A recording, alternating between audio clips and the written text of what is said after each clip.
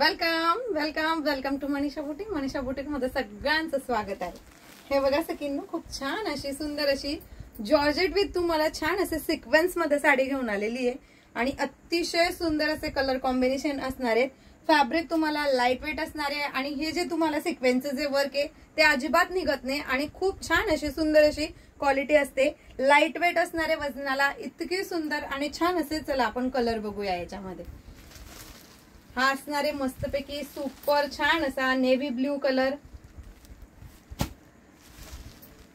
Wow, सुंदर आणि छान असा हा जाणारे तुम्हाला हेअर कलर.